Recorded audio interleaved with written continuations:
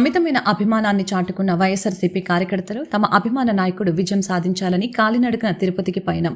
బాపట్ల జిల్లా వేమూరు నియోజకవర్గం బట్టిప్రోలు మండలం సూర్యపల్లి గ్రామస్తులైన కిరణ్, కళ్యాణ్, సాయిలు తిరుమలకు కాలినడకన బయలుదేరారు. రానున్న సార్వత్రిక ఎన్నికల ఫలితాలలో వైఎస్ జగన్మోహన్ రెడ్డి మరల విజయం సాధించి ముఖ్యమంత్రిగా ప్రమాణ స్వీకారం చేయాలని, అదేవిధంగా వేమూరు నియోజకవర్గంలో వైఎస్ఆర్సీపీ ఎమ్మెల్యే అభ్యర్థిగా పోటీ చేసిన వరికోటి అశోక్ బాబు అఖండ విజయం సాధించాలని ఆకాంక్షిస్తూ ఆ వెంకటేశ్వర స్వామి కృపా కటాక్షం కొరకు కాలినడకన తిరుమల తిరుపతి దేవస్థానానికి బయలుదేరి వెళ్తున్నట్లు తెలిపారు. పార్టీపై వీరికి ఉన్న అభిమానాన్ని గ్రామస్తులు, వైఎస్ఆర్సీపీ కార్యకర్తలు, అభిమానులు కొనియాడారు.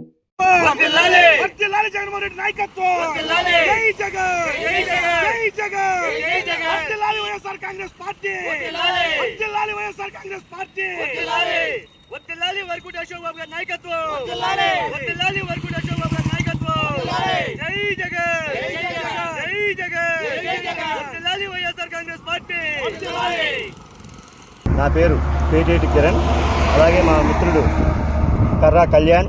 మేమిద్దరం కాలినడకన బట్టిప్రోలు మండలం సూర్యపల్లి గ్రామం నుండి తిరుపతికి కాలినడకన బయలుదేరాము.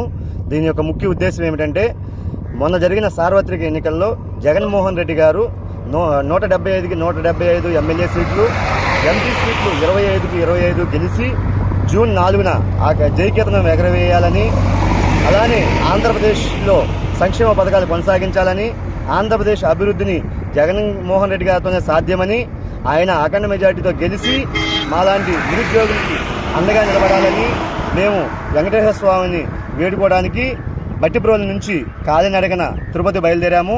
అలానే వేమూరు నియోజకవర్గంలో వరికోటి అశోక్ బాబు గారు అఖండ మెజార్టీతో గెలిచి ఆ వేమూరు అభివృద్ధికి దోహదపడాలని, అలానే పక్కన ఉన్నటువంటి రేపల్లి నియోజకవర్గం నుంచి ఈ ఊరి గణేష్ గారు కూడా అఖండ మెజార్టీతో గెలవాలని, రేపల్లి నియోజకవర్గాన్ని అభివృద్ధి చేయాలని, బాపట్ల పార్లమెంటు అభ్యర్థి శ్రీ నందిగాం సురేష్ అన్న గారు కూడా అఖండ మెజార్టీతో గెలిచి జగనన్నకి గిఫ్ట్గా ఇవ్వాలని కోరుకుంటున్నాము.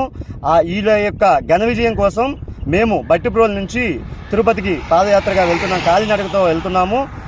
వెంకటేశ్వర స్వామిని, కలియుగ ప్రత్యక్ష దైవమైనటువంటి వెంకటేశ్వర స్వామిని వేడుకుంటానికి మేము కాలినడకన బయలుదేరి వెళ్తున్నాం.